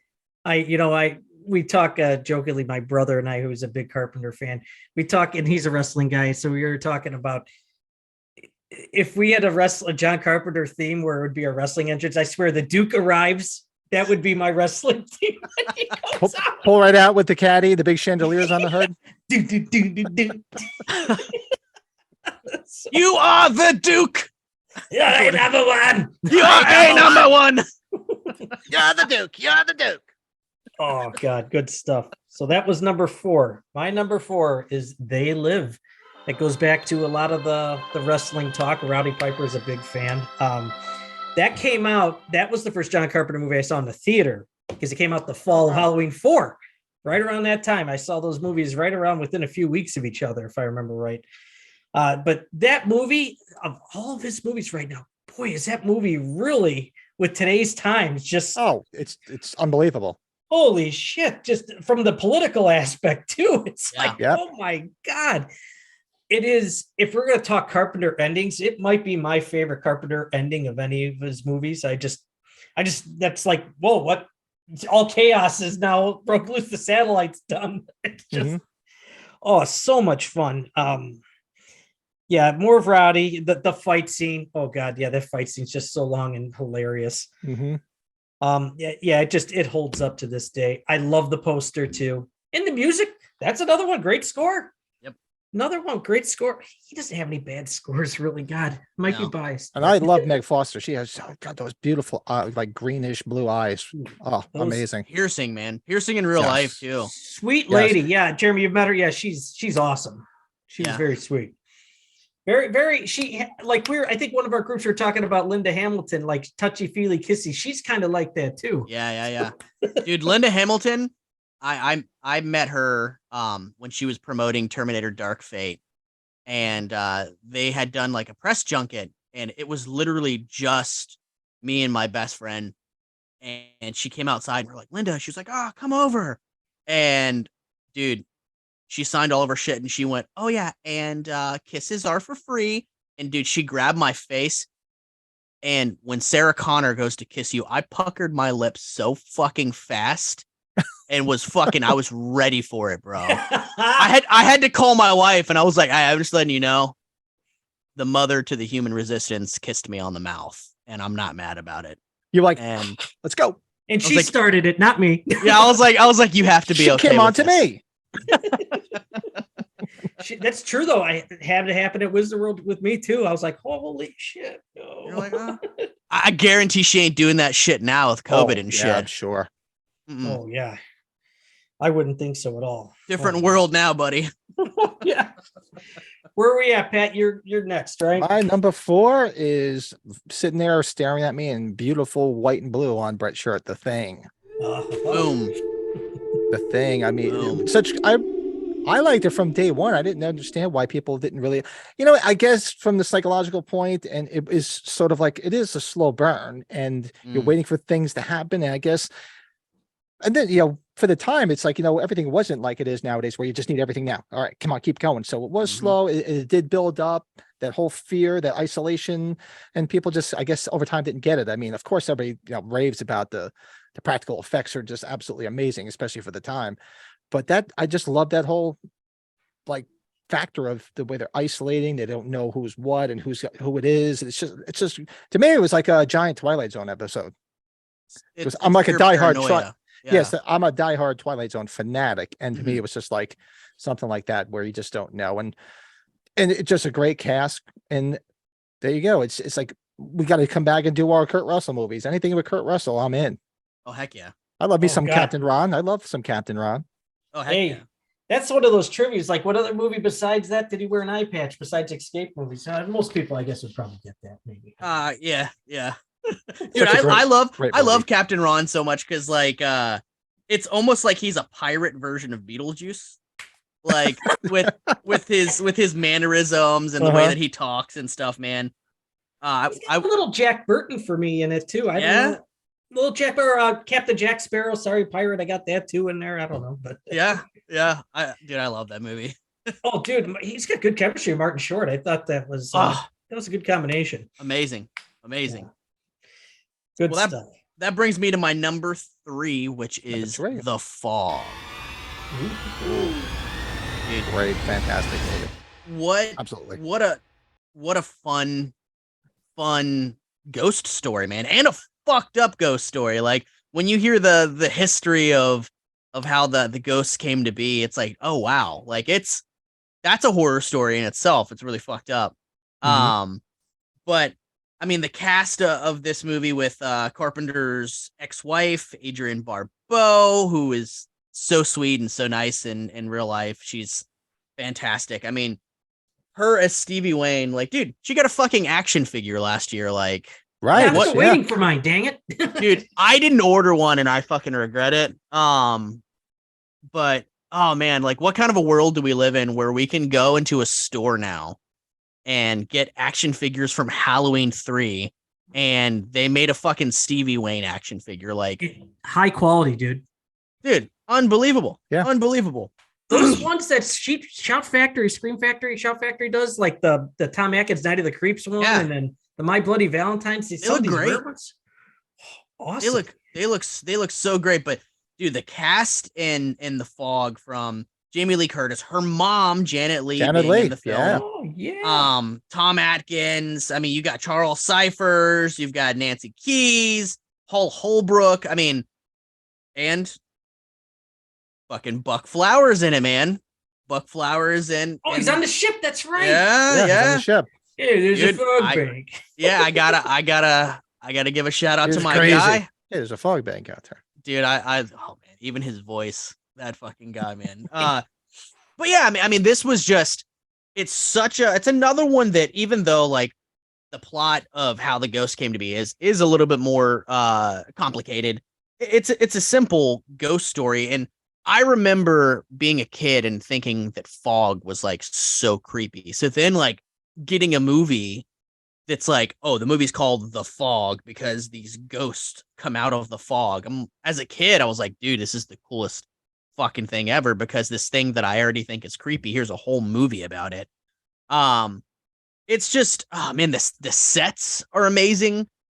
It sucks, man. I went to visit the lighthouse in late 2020, I think, and like, dude, they had it fucking closed down because of COVID. So like, couldn't get super close to it, man. Yeah, like right where the stairs are that go down towards it, they had a gate up, so you couldn't go down to the lighthouse or whatever. It's a hike. Yeah. Oh fuck yeah, it is, dude. I had no idea. Me and my buddy Devin went, and I was like, Jesus Christ, dude, how much fucking longer do we have to walk, man? And fun fact for you, the house that Stevie Wayne lived in, the current owners do not like you and do not want you anywhere near their house. So that's a fun fact. Yeah, when Sean did the locations for Horse House around. I remember he couldn't get it. He's like, they do not want anybody there. No, and like they've got signs up all over the place too. And I think one of the signs is like private property, like we have guns. It was like, all right, well, Whoa. No problem. I'll take my picture from the road with the house in the background. Like that is fine with me. But Fine with you. dude, I mean, you get Rob Bottin effects in this movie, and Rob Bottin plays the main ghost in the movie, Captain Blake, man. Mhm. Man, you want to talk about somebody that I would fucking love to meet? It's him. And the saddest thing about it is it will never happen. He is retired from the industry. He's a recluse. He doesn't even show up to his wife's like film stuff. His wife worked on like Game of Thrones and different things. Like anytime there was like a red carpet thing, like he wasn't even there. Like I think he just wants nothing to do with that world anymore. But man, him as Captain Blake and the effects work that he did was just terrifying. And the way that Carpenter shot it was enough for you to see it, but not overly detailed enough that you could, articulate everything Mhm. on the design, which there was a little bit of ambiguity, or however you say that, which I think is really rad. Because I mean, I think that adds more creepiness to the ghosts. So that is my number 3. I'm a huge fan of it, and this was not an easy shoot for John Carpenter. He shot the film and edited the movie, and he was the one to go to the studio and go, you know what, it doesn't work right now.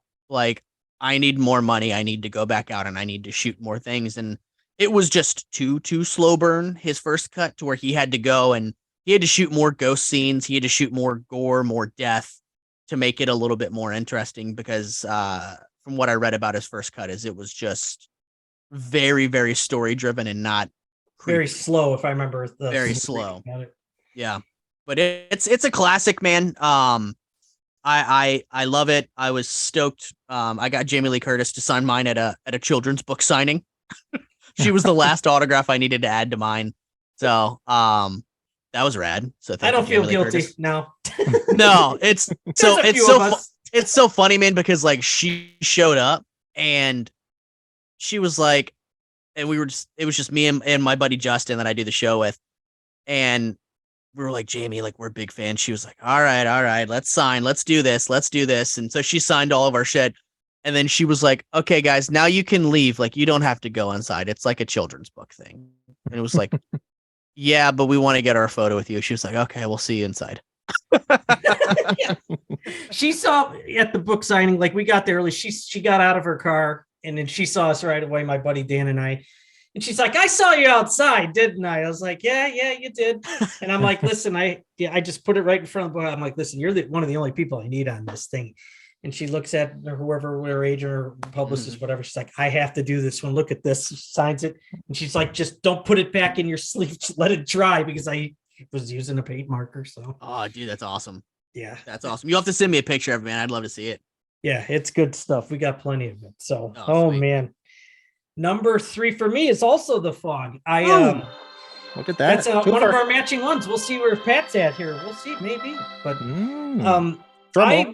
my wife and I went to Napa a couple years in a row for weekend getaways before our kids were born. And 3 years in a row, we went 2 of the times there, just because it's weird when you get up into that Northern California area. Like, it's sunny, but then when you get to the coast, all of a sudden it's overcast. It's like a totally different world. Fucking cold, man. It was cold when I went.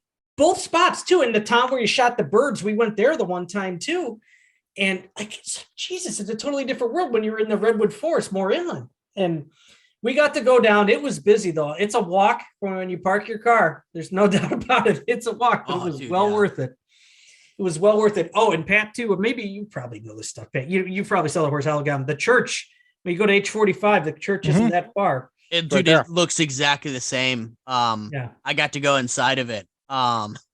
Like, there was we got lucky, man. There was like somebody that was like cleaning inside of it, so the door was open. So we like walked in, and it was a Spanish student. He was like, no, you can't be in here. And we're like, look, dude, like this is where they filmed a very famous movie.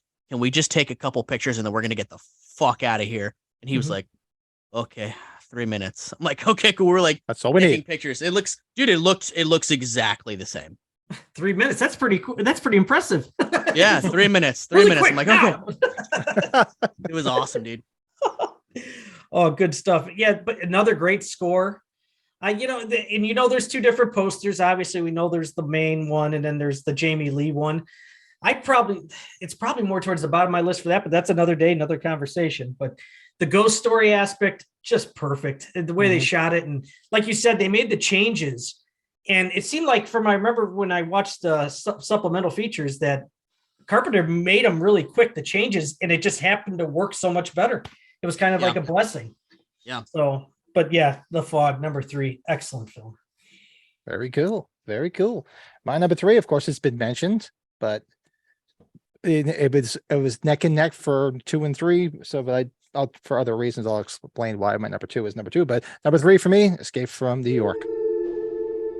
So in the theater when I was a kid, I grew up in northern New Jersey, right by the border of New York, right by the George Washington Bridge. So I love the scene. You see the helicopters flying over Manhattan. When I used to look out my bedroom window, that's the scene I used to see. The coast of New York right there. So it used to be awesome. And it's just great score, great premise. We love my Kurt Russell, because at the time I had just seen Used Cars because it just came out a little bit before that. And just such a fun movie. Adrienne Barbeau, I mean, she's very well endowed, so it was beautiful. I remember watching her. We used to watch her on Maude because she used to be on Maude, and she always wore the tight shirts when she was on Maude. And just such a fun movie. Again, I love my Harry Dean Stanton. You gotta love your brain. And how can you forget the Duke of New York, Isaac Hayes? Yep. I mean, come on, how freaking cool is that? And he played the part perfectly. And Donald Pleasance, I remember when we walked in there, and Donald Pleasance, we're like, wait a second, a British guy is the president? You're like Dr. Loomis now? But I mean, he did a pretty damn good job of hiding his accent. Oh, hell yeah. He did a great job, and it was just a fantastic movie, man. And it's still a fun watch today. And it's funny because you look at the date of it, and then it goes into the future, 1997, and 1997 is so goddamn in the rearview mirror now. You're like, holy crap. And I remember watching with my father, and growing up in New York, near the Newark area. We spent a lot of time in New York. And he's like, man, I wish they would do that. Just put a big fucking wall around that place.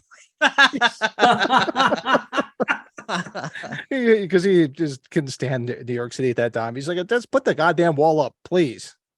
But great movie. And that was the wall. A lot of that stuff, I think, was St. Louis where they shot it too.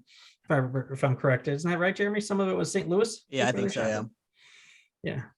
Okay, looks like, wow, we're at our top 2 here. How about that? The top 2. Yeah, here we go. My number 2 is The Thing. Dude, there are times where I'm like, is this over Halloween for me? Like it becomes very questionable. I don't foresee that ever happening with it being my number 1 over Halloween. I guess fuck. I just blew fucking what my number 1 was, but we all kind of knew. Yeah, okay. But this, I mean, yeah, exactly. The Thing, man, it's just I love the paranoia behind it, and you take these group of guys that they're already trapped in this research facility together, where I'm sure, like, you get with any group of people and you're isolated with them long enough, and there's going to be some tension and there's going to be some headbutting. And then you add in the element of, well, one of you could be an alien, or several of you could be assimilating to become an alien. And it's the classic line that Kurt Russell delivers as MacReady is, we're all very tired and no one trusts anyone anymore. And that's just, I love a good slow burn horror film, like Rosemary's Baby or The Thing, or, movies in that vein, where it's a story that takes its time and tension builds and suspense builds to this ultimate, finale. I think that those are definitely my favorite kinds of movies, and they're not for everyone. Not everyone loves a good slow burn, like especially modern audiences. That's why we don't get very many slow burn movies anymore. Nobody has Because patience. yeah, no, people are like, get the fuck on with it. Where's the fucking alien? Like, come on. And once again, here we are talking about John Carpenter and an alien film. Aliens. Mhm. He has made some great alien movies, and this movie, I would not change anything in this movie. Nothing, not the casting, not any of the set decoration, effects, nothing. Like, to me, it is perfection. It's also kind of like soul food to me. Like, I feel like if I'm not feeling good or if I'm having a bad day, whatever, I put the thing on and I can just turn my brain off and kind of go on this ride with these characters. And goddamn, if Kurt Russell isn't fucking cool. Like, I mean, the guy is like cool in real life, right? But then when you can put him in a silly hat and somehow he makes that fucking silly hat cool, like that's a different kind of cool. And Kurt Russell as RJ McCready was it just personified cool. Like that's the guy that I would want to, either be paired up next to or I would want to be in one of those situations. But it's the movie is, I talk about it way too much on my podcast. Like any chance I get, I feel like I'm bringing up the thing. I'm like, yeah, this movie's just it's a masterpiece. And it is. I love every frame of it. The score, Ennio Morricone score is just, mixed in with some John Carpenter and Alan Howarth. They did some things on the score as well, but it's just perfect. It's another one that I can be driving around. It's boom, boom. Yep. Boom, boom. It's just, dude, it's amazing. It's absolutely amazing. I love the monsters in this movie. Like every monster is so different than the last one that you saw on screen. Until you get to the finale and you get to the Blair monster. That's this fucking insane monster design. I love it, man. It's perfection. Perfection for me. When that first time you see that stomach scene too is just Incredible. Do you have the Comic-Con NECA figure? Did you get that exclusive one from this past year? I had an alarm set and I got 2 of them. Oh, it's beautiful. Yeah, it is, man. Awesome. It is. Did you see Chris Nelson from Sean's podcast and the thing he was Halloween making on Instagram? Artist? Dude, amazing. Fucking amazing. Yeah, he was in Pat and I are we talk in the chat room in the Halloween Daily News, and he comes on a lot. He's friends with what's his name? Matt Arts. Yeah, Matt. And he comes on. He's in the chat room quite a lot. That's cool. Yeah, it's cool.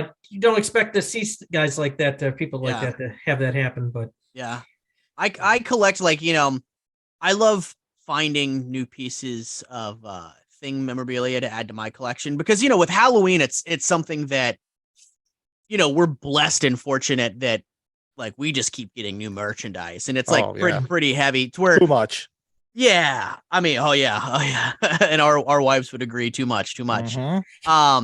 But for the thing, it's finally starting to get some movement on some merchandise and some things, which has been fun. But I've been able to track down pieces from the film itself. I have a cast and crew jacket. It was awesome. Yeah, thanks, man. I've got a original production hand pencil Mike Plug drawn storyboard of RJ McCready. I have Joel Polis's personal script from the thing. Oh wow. Which was, dude, amazing how I stumbled on that. Like just quick story is I don't know, I get a wild hair. Sometimes being a collector, you try to think outside the box for looking for stuff or tracking stuff down for your collection. And I went on Craigslist LA. I was like, you know what? I'm going to go on Craigslist LA and type in John Carpenter. See what happens. And it popped up the Thing original script signed by cast. No shit. No shit. And so I emailed the person the next morning and said, do you still have this? And they wrote me back and it said, yes, I still have it. If you're interested, give me a call. Here's my number. Joel Polis, aka Fuchs, and I almost fucking dropped my phone. I went because when I messaged this person, I didn't know it was Joel Polis, and so like I'm like, holy fucking Jeremy, play it cool, give it an hour, and then respond, and then give it a couple more hours, and then call.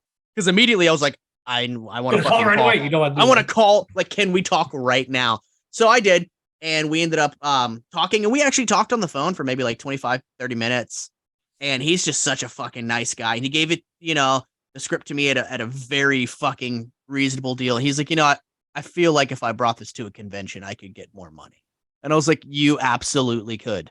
And he was like, oh, I'm glad it's going to you. And I'm like, thank you. So what's cool is that the cast, he had brought the script to some conventions that he did. So he had Wilford Brimley sign it. Like, oh, wow. He had pretty much everybody but Kurt and Carpenter sign it. And then when I went to that wine thing and Kurt Russell was outside smoking a cigarette at 8:00 in the morning, that's the fucking first thing that I held out, and he signed the script for me. So, wow. Yeah. Well, yeah, that was easy to just grab a script. It's like, it's tough with the posters. Yeah. I grabbed a poster too, man. And the one you messaged me, your previous one before the winery, which we don't have to go into detail. I remember that was a real fast thing where he was being honored somewhere. I know you had showed me. Yep. I know that was kind of quick. He just didn't even unroll it. He just signed it as it was rolled. I think, right? Oh yeah. Yeah. Yeah. So that's my number 2 is The Thing. It is a fucking masterpiece, and I love it practically more than almost every film in existence. It's awesome, Jeremy. That's why you're passionate on this stuff. So I was like, man, I'm glad you came on here for this. Because thanks, man. I appreciate it. I'm having a blast, man. Great stuff. Yeah. Number 2, Escape from New York. When that music first hits, when you first turn that on, and I'm going to tell you, when Carpenter plays at his concert, that was probably the coolest freaking thing. Oh, yeah. Because that one tour I went to, I don't know, maybe he went to both, like, they played the scenes from the movie in the background. And yeah, I was just so jacked up, so excited. It was so cool. Lee Van Cleef in this movie is such a wild card in this because of the spaghetti westerns. He was so big in it. And obviously Carpenter didn't really get to work with him again because I think he passed like a couple years after it. But him as Hawk, it's just, so good. Nick Castle also, we got to remember, he was a part of this too with writing. Yeah, he was part of it. Absolutely. Yeah, the score and hey, number 1. You're the hey, number 1, Duke. Yeah, and this is arguably you could put your Western category in here too. Obviously, for sure. Right then and there, it's a God bless a dark movie. I wouldn't want to see it at a drive-in, but that's irregardless. So, but yeah, Escape from New York, number 2, man, just love it. Kurt Russell's the man. Hopefully, get to meet him someday. Work on that. Love it. Yeah. Great movie. And my number 2, like I said, I wrestled with these two, but sentimental reasons, I had to go with The Fog. Because Fog was actually the first Carpenter movie I saw in the theater. Because like I said, I didn't see Halloween. I saw that on HBO. And I remember going to see The Fog, and the great score, great ghost story. Just everything about that movie was so damn creepy. You gotta love Hal Holbrook. He's just such a creepy vibe. I love him in Creepshow. He just gives you that vibe. And to me, it's a great story from start to finish. You gotta love, Adrienne Barbeau, Janet Leigh. How great is it that Tom Atkins' name is Nick Castle? Fantastic. I mean, how great is that? And you got Tom Atkins, without the porn stash, which was nice. And betting down women younger than him. God bless them, man after my own heart. And it's just great. Jamie Lee was, fantastic in it. What is there more to say? We've all been talked about it. Great effects, and the effects are used, like you said, it's very dark, so the effects are used very, very well. There's nothing too crazy, and it's just got that creepy vibe. I always remember when I first saw it, the scene where she has the piece of driftwood from the Elizabeth Dane, and it starts to leak water, and it goes on fire. That creepy voice when she's listening to all the different bumpers for the TV, that used to give me chills. Just that whole part right there, that whole creepy voice that came through. Mrs. Cobritz. Oh God, yeah. Ty Mitchell, and then of course, then I remember the following year going to see Halloween 2. I'm like, oh my God, that's the little kid from fucking The Fog with the bloody mouth, with the freaking razor blade in his mouth. I have one question for you though. Are you weird? Yes, I am. Oh, thank God. Oh, thank God. Yeah, that's right. How great. He's just driving around in his old beat up pickup truck and he's just want a beer. He's only missing one thing in that film, and it's the stash, man. It's But the that's stash. all right. It don't matter. Yep. Can I ask you something? What's your name? They're laying there in bed. It's Yeah. like- Oh yeah. I'm like, you gotta love Tom Atkins. I mean, come on. Bringing up the fog, I forgot to mention it's probably for me, it's that movie has the worst remake known to mankind. That Oh God, remake- yeah, people should be flogged for that. Tom yeah, I know Welling. some people could say Elm Street. There's parts of the Elm Street remake I could tolerate, but the sure. Fog remake is The just Fog dreadful. It was Yeah. a cash grab, 100% cash grab. Yeah, that's all. And it was the studio making a movie that, studios, they think that horror fans are stupid and easy to please. And I feel like the Fog remake is what happens when you have a studio that goes, here's a thing that made money a while ago. Remakes are hot. Let's do this remake. Yeah, we'll do these different things in it. And it's just like, you could just tell it was just studio driven, not a filmmaker that was passionate about the source material. God Yeah. awful. Absolutely. And here we are, boys. We all know what number one is. So, all right. Let's think about Starman. Starman. No, I'm fucking with you. Are you kidding me? Not the ward? Not the ward? Award. Come on. You know what? I don't mind the ward. The ward's all right, man. I don't mind it either. Johnny Yeah. Depp might not like it, but Yeah. oh, Amber Turd. Amber Turd bucket. So Halloween, of course it's Halloween. The movie is perfection. Even its flaws, I still consider it perfection. John Carpenter's smoke going across the screen. Mm-hmm. I'm cool with that. I love that fucking smoke. I love every single frame in this movie. It is perfection, and it's so simplistic.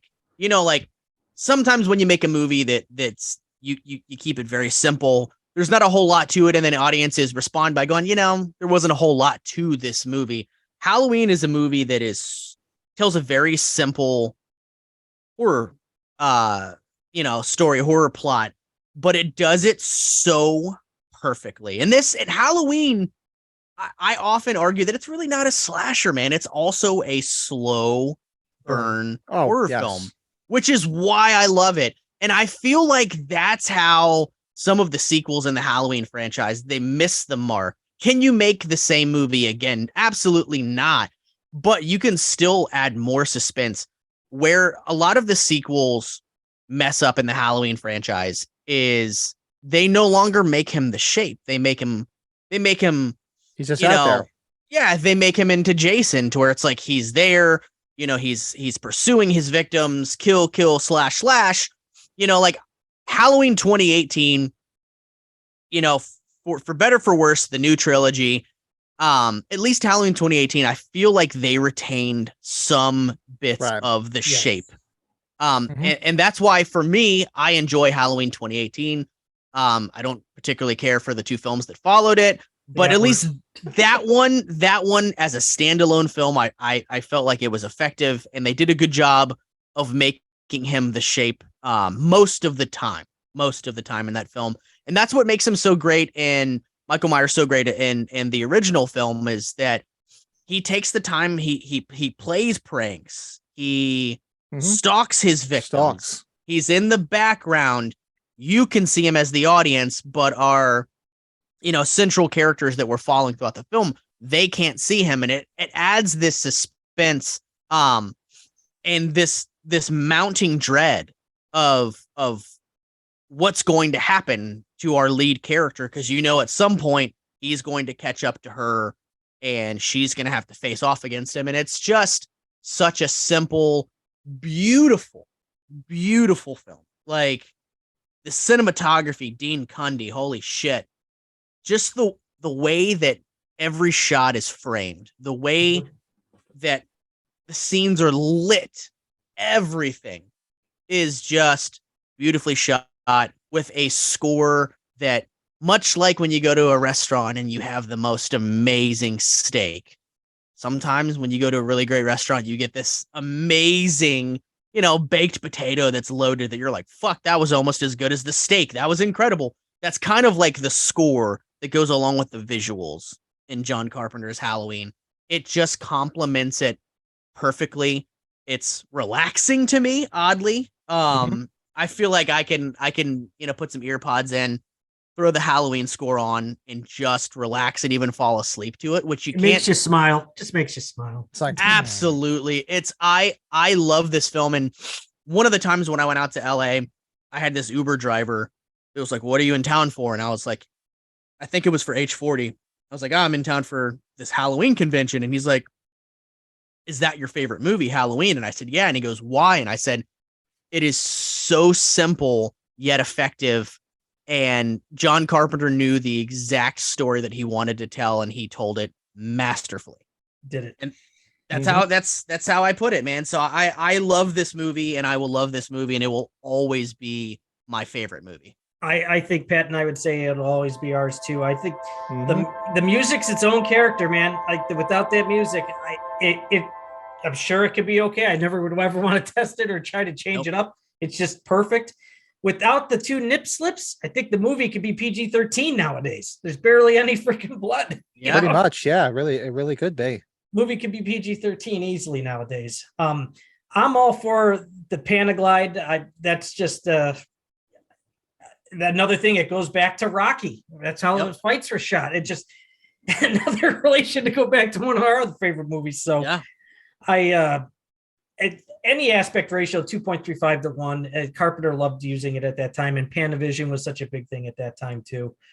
The lighting and the errors are just fun now. It's just, man, I love going to see it with the crowd because there's now the people that are there too are catching it too. Picking after the out. Cigarette smoke, you got the guys standing up in the background. Now with all these restorations, you could see Nick Castle with the hand, or I don't know, maybe it was probably Tommy DeValsa's hand with the freaking wrench. Yep. It's just you can see all these different things, and I know you guys because of this. I've become friends with you guys because of this. Yeah. There's so many other people I could say too. We're going to be going to the West Coast here at the end of the year to celebrate this. It's there's what else can you really say, Pat? You're next, bud. I know you. I know. I don't even know what else they can say. There's very few. I can't think of another movie where I can remember the exact time, date. I remember sitting there with my cousins and my brother watching this movie, and it just floored. It actually, because you figure I was 7 years old, I had seen movies, of course, but this is the first movie I really remember the most, and it turned me on to watching films and watching horror mostly because I was like, wow, this is great, because The Fog came out 1980. And then right after that, I remember, wow, holy shit, they're making a sequel to Halloween. That was the first, Halloween 2 was the first Halloween I saw in the theaters. And I saw it opening weekend, and that just freaking blew me away. And yeah, of course, the score, the acting, the simplicity. The best is, remember, we did a watch along, Brett and I, we did it on the podcast. And I think I still have the list over here. What was it? 61 things we counted that were goofs or gaffes in the movie? Yeah, 61 errors. So there's actually 61. So every time it came up, I had I have a whole database, a whole list. I said, this is this is that, this is this, and that to me, it's like a treasure hunt. Yeah. Or like what the hell are they called? A scavenger hunt, because you're always looking. And even to this day, if I watch it, I'm always still looking to see something that I might not have caught once before. And it's just exactly, to me, I could just put that movie on anytime. And I think you guys on the podcast, the one story in high school, I think it was around the time when I first got my first VCR, and the girl I was dating at the time, every time she'd call me, she'd hear it in the background. She was like, are you watching Halloween again? And I'd come into school the next day, and she'd be like, is that Devon Graham? Because every time she called, it was like the part where he was driving by. And she's like, why do I know that name? She's like, every time I call, all I hear is in the background, is that Devon Graham? She's like, why do you watch that movie every single time I talk to you? You're watching that goddamn movie. I said, it's like my comfort food, and I just put it on, and I mean, come on. If you would have told, all right, so I saw when I was 7 years old, 7-year-old me, that I'll be 51 in a few weeks, that this is what I'd be doing right now at 51, I've been like, yeah, right.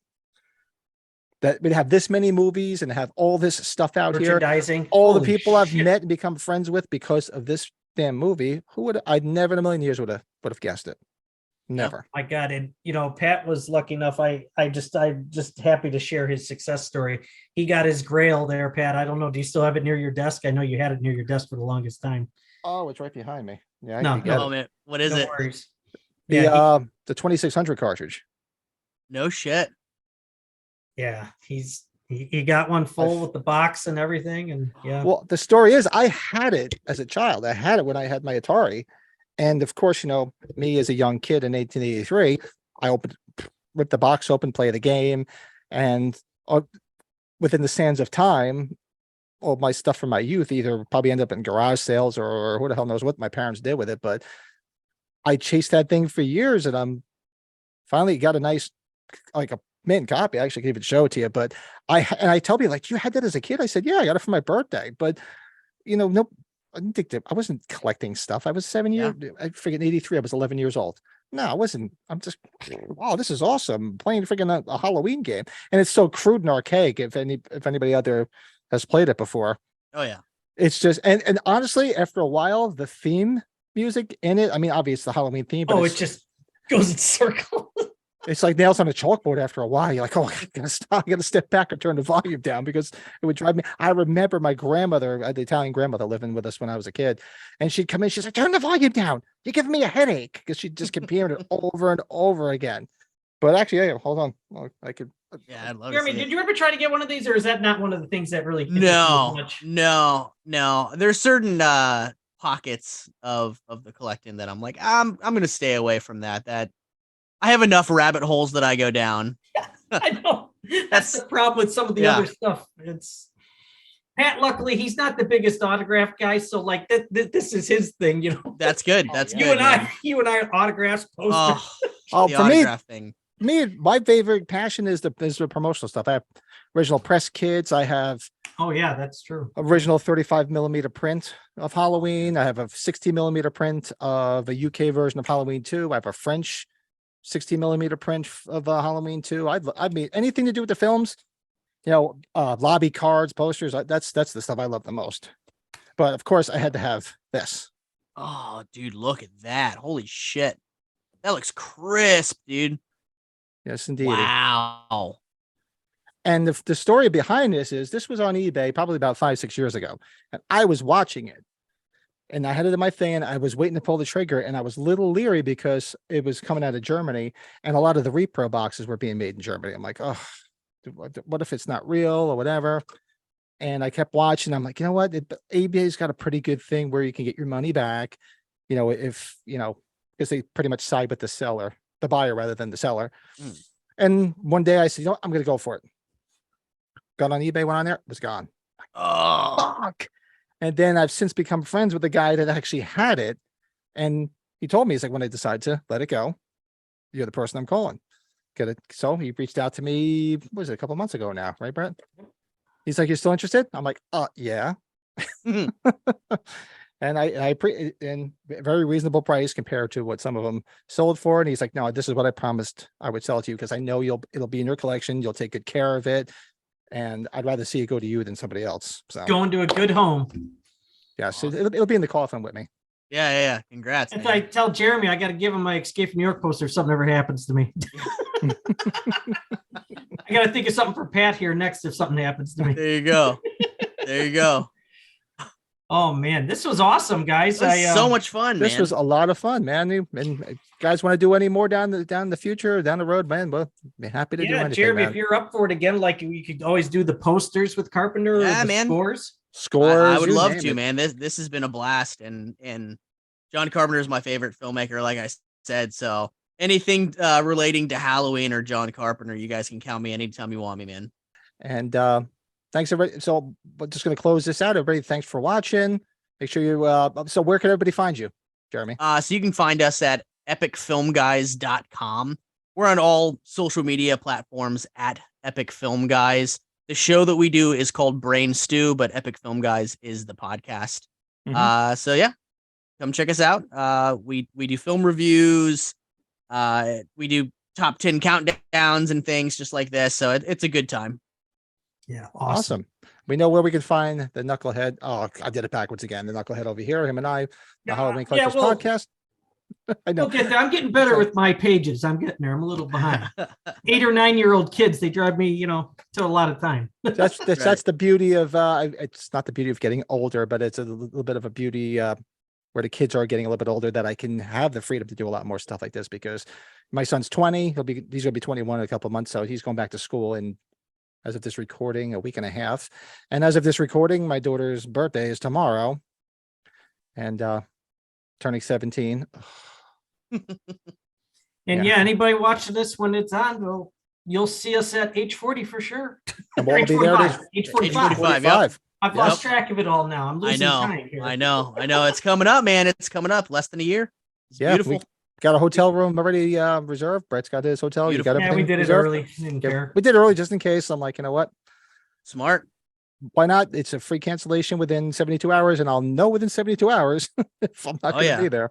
Beautiful. But yeah, we will be there. It's going to be a lot of fun. I can't wait. A lot of fun. It's like a dream for me, because every time they came up, there was always something, because my kids were a lot younger, and I just was never able to get there. And when they started, there was rumblings of this. That's what I told my wife. I said, look, I can't miss this. And she's like, no. And she's never been to California. So she's like, well, go out.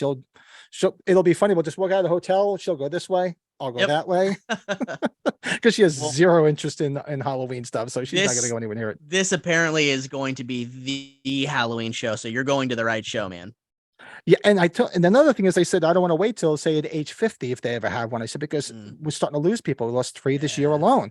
I said, let's not tempt fate any longer. We lost, when we did our recap with the other day, we lost Jim Winburn, Cliff Emick, yeah, and what was the third? Oh, and well, for you Rob Zombie fans, Howard Hessman, Uncle Meat. Yeah. Yep. So, and everybody's getting older and older, much like myself, and same. I wasn't gonna wait. I said, we're going this year. Yeah. Beautiful. Good stuff. Well, awesome. Very cool. All right, guys. Good So it's been fun. Everybody, make sure you check Jeremy out, check us out. All the links are going to be in the description below here. Like, subscribe, all that fancy shit. And thanks, guys. It's been fun. Awesome. Cool. Thanks again, guys. Thanks.